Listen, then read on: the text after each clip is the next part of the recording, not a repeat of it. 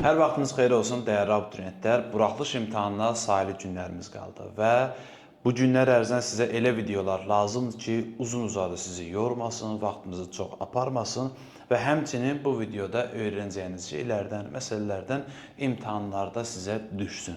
Onu gözləsin üçün təxminən 4-5 qızılı qayda seçmişəm. Həmin qaydalara qəşəng-qəşəng qulaq asırsınız və ondan sonra o qaydalarda tətbiq edirsiniz. Belə, sizdən bir istəyim odur ki, səhifəni izləyirsiniz, harasa buralarda bir yerdə abunə ol işarəsi var ya da burada əgər TikTok, Instagramdan izləyirsinizsə üstə gəl və yaxud izlə deyə bir işarə olacaq. Etibarla Aysu da mənə arada kömək edəcəklər. Hə, Etibar, izləyirsən Instagramdan bizi? TikTokdan izləyirsən? Çox bilmiş də, desək ki, TikTokdan izləyim, deyəcəm ki, niyə TikTok işlədirsən? Ahmet, bax düşmə ya, orada deyirlər. Ahmet! Bak düşme ha! Ayşe, sən izləyirsən də TikTokdan? Telefonu yox, deyə nümunəvi şagird. Birinci sözümüz, kimsəsizlik sözü. Kimsəsizlik sözündə, bu sözdə neçə leksik şəkilçimiz var? Öncə ona baxacağıq. Sözün kökü nədir? Sualı bəzən neçə leksik kimi verirlər və bəzən deyirlər ki, başlanğıc forması neçə dəfə dəyişikliyə uğramışdır. Belə şey görəndə özünüzü itirmək, başdan sonra neçə dəfə dəyişikliyə uğradı filan. Burada nə var? Kim bir, kimdən nə yarandı? Kimsə, kimsədən nə yarandı? Kimsəsiz, kimsəsizdən nə yarandı? Kimsəsizlik. Pəs salam, kimsəsizlik sözü hansı nitq səsidir? Etibar hansı nitq səsidir? Kimsəsizlik, nə? Kimsəsizlik. Bəli, nə? Kimsəsizlik, isim. Və bu söz nədən yaranıb? Dərhal kökə baxırsansa yandırdın. Kökə deyil, son leksikdən əvvələ baxacaqsın. Deməli, kimsəsizlik sözü kimsəsiz sifətindən yaranmışdır. Xatırlayırsınızsa, əvəzlikdə buna uyğun bir neçə sual var ki, əvəzlikdən yaranan digər nitq hissələrini müəyyən edin, amma bu əvəzlikdən yaranmış nitq hissəsi deyil. Sonra buna uyğun bir dənə də, yəni bu mövzuya uyğun sual var. Mən, im, sə, deyir, dik. Biraz daha yaxşı yanaşan uşaq deyir ki, məsələn, mən sözün köküdür, əvəzlikdir kökü, əvəzlikdən yarandı, imsə bu tərəfə baxmır. Bu tərəfə baxmır və getdi.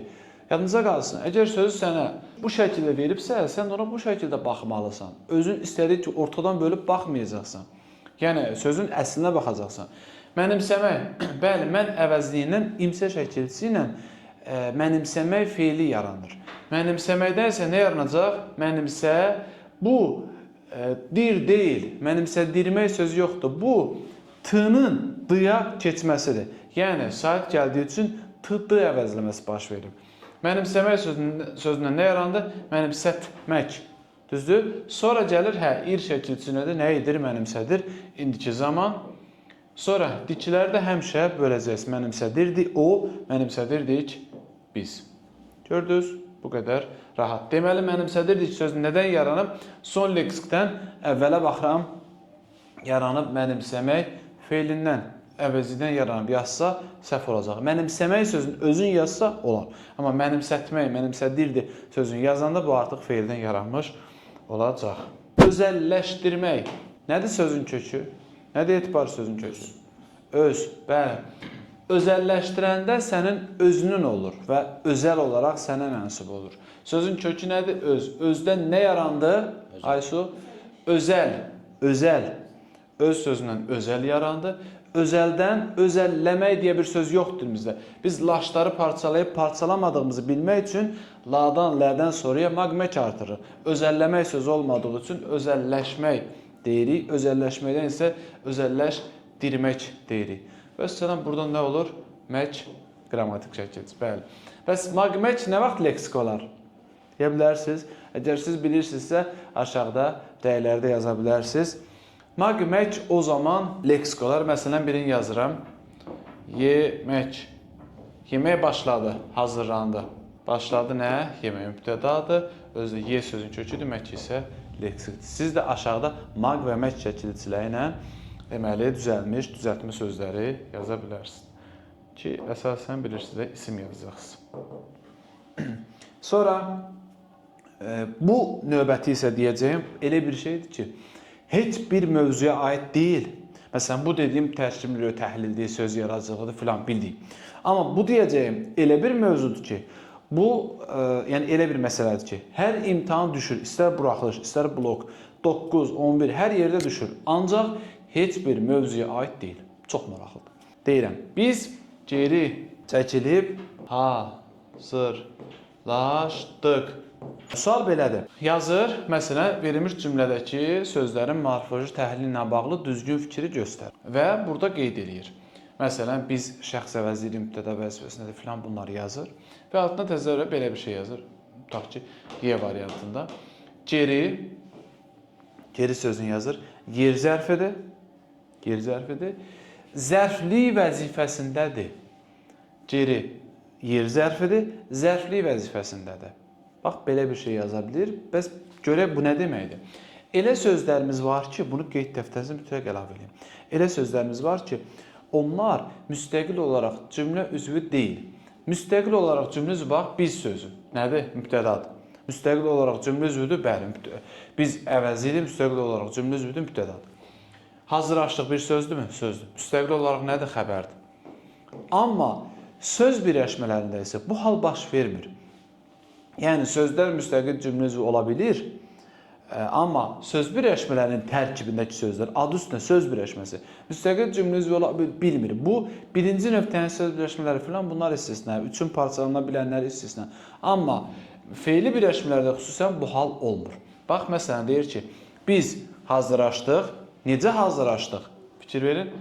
Geri çəkilərək hazırlaşdıq. Gördünüz? Feili bağlama şəkilçisi. Geri çəkilərək.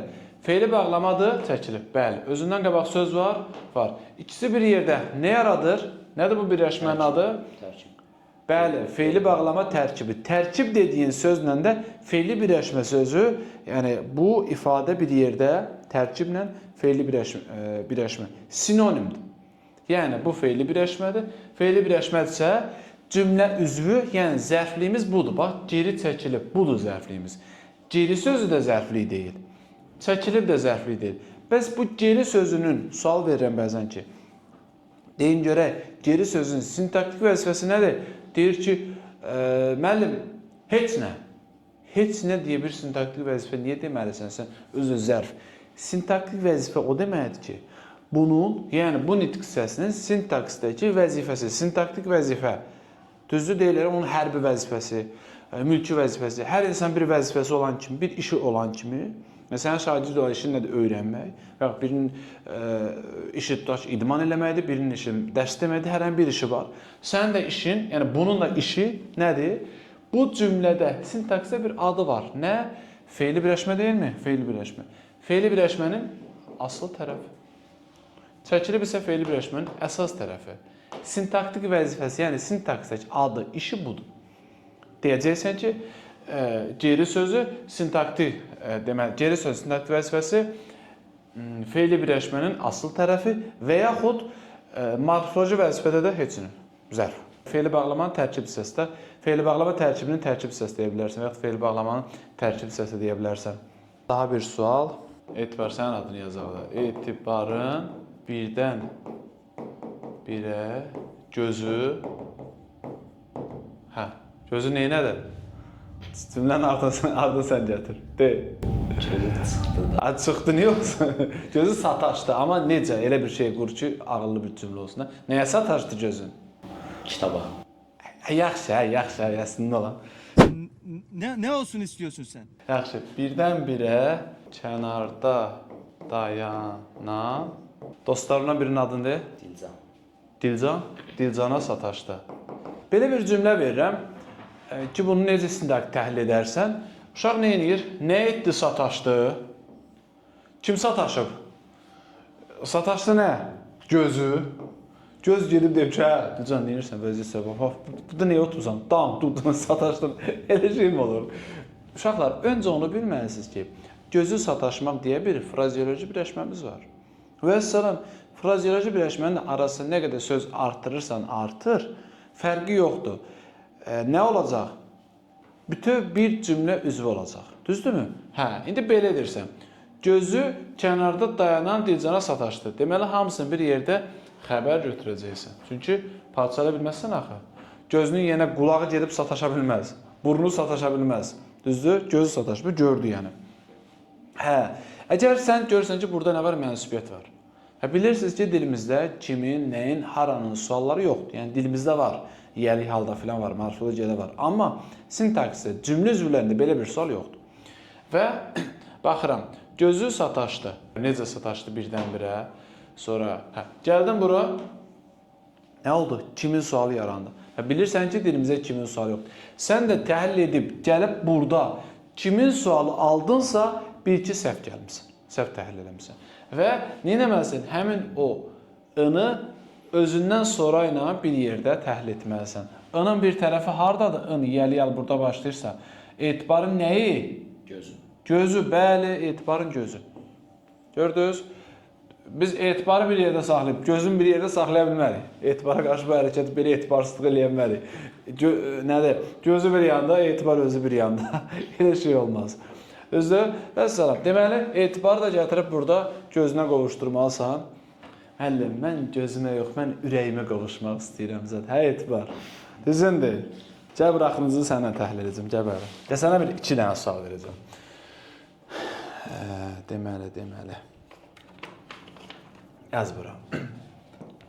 Ləngidirdik. Hə, təhlil elə bunu, tərkibini təhlil. Bu ləngi sözün köküdür. Aha. Ləngimək. Aha. Ləngitmək. Əhsən. Ləngidirdik. Tam sənin deyim, bu bir qurma zat elə etibar elə mən gələndə oturmuşdu, ay üstü oturmuşdu orada, yəni belə. Hə, etibar. Niyə burada iti bütöv götürmədin? Çünki ləngimək demək olur deyə. Bəli, çünki t və ya ıt şəkilçisi həmişə nəyə artırılır? Feillərə artırılır. Düzdür? Mən də ləng sözünə, sifətinə it şəkilçisini artıra bilmərəm. Onda sifətdən düzəlmiş feil alınmayacaq. Məcburam ki, bunu parçalayım. Olsun nə? Feili artırmış. Ləng sözü sifət, ləngdən ləngimək feil, ləngiməkdən ləngitmək feili. Düzdür? İndi mən bura məsələn yazsam ki, qorxudurduq. Qorxudurduq. Qorx sözün kökü, qorxmaq. Qorxutmaq. Əhsən. Qorxudur. Qorxudurdu. Super. Fikirləşdim ki, eləyə bilməyəcək. Yandıracaq, gəlin tezdən buranı kəstizəm. Qəşəng, halal olsun. Bu arada, niyə bunu qorxu sözündən qorxu ismi yaradıb, qorxudan qorxu feil eləmədin? Qorxumaq feil olmur. Əhsən, bəli. It şəkilçisi feilləri artırılır, ona görə qorxmaqdan qorxutmaq oldu. 2 leksikcə belə dur, səni görsünlər. Bax, əla, əhsən. Sənə də əhsən, sənin müəlliminə də Ayşə müəllimə də əhsən. Təşəkkür, sağ ol, əyləş. Üç evetle uğurluyoruz. Onda hər şey fərqlidir. Buradakı onda sözü ilə bağlı doğru olan nədir? Nə deməkdir? Onda hər şey fərqlidir. Necə düşünə bilərsən? Ayşə, necə düşünərsən bunu? Saçma onda. Ha, əsas saydı olar. Yaxşı, mən onu fikirləşməmişdim. Olar, qəşəng. Sonra sən də görüm, necə düşün? Onun geyimi falan fərqli. O adamda, Ayşə, hansı intiqsiyası olacaq onda? Əvəzliyi. Nə əvəzliyi? Onda şəxs olur. Şəxs, bəli. O onda kimdə? Kimdə sual varsa, avtomatik şəxsdir. Həmçinin lap desəm ki, onda mənim dəftərim qalıb, yəni onda nədəsə, orada da şəxs. Yəni kimdə nədə sualdırsa, bil ki, bu düşünmədən şəxs əvəzi, yəni işarə əvəzi deyil. İnsanı bildirməsə də işarə deyil. Yəni şəxsdir. Onda hər şey fərqli idi. Kimdə? Gördünüz? Şəxs əvəzliyidir və daha da yerli hal. Desək ki, onda, yəni 10-cu mərtəbəyə çıxdım, gördüm ki, onda hər şey fərqlidir. Burada da olar, bəlaisi düz edir. Say kimi də düşünmək olar. Üçüncü bir mənada necə düşünmək olar? Necə düşünərsiniz? Mənasını deyim, mənə kifayət edir. Hansı mənada başqa düşünə bilərsiniz? Necə düşünmək olar? Onda biz gedək. Əslində o da olar. Onda biz gedək. Düzdür, ədat kimi də düşünə bilərsən, qəşəng. Deməli, ondanı tapmadın. Ondanı belə də düşünmək olar. O vaxt, əvvəllər, bir də üstündə danışır, bala, onda bilirsən. Yəni, həmin bu onda, bax, o həmin ondadırsa, tez-tez nümunə çəkirləri, evdə babalar, nənələr, dədələr ki, bəs onda hər şeyə, Sovetin vaxtında nə varsa orada var idi. Hər şey fərqlidir. Bax, bu həmin o ondadır. Bildiniz? Onda, bax, həmin budur. O sözün kökü da leksik şəkilçidir, yəni zaman zərfidir. Vəssalam. Belə, bu qədər. Deməli, həm zaman zərfi, həm say, həm də şəxs əvəzi kimi düşünmək olur, həmçinin ədat kimi də düşünə bilər. Deməli, 4 fərqli intiqsiyası ola bilər. Bu qədər.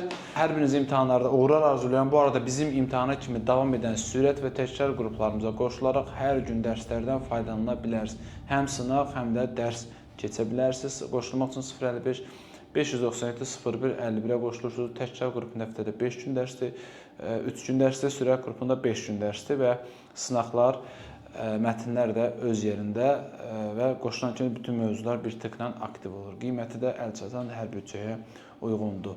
Bu qədər. Sağ olun, salamat qalın.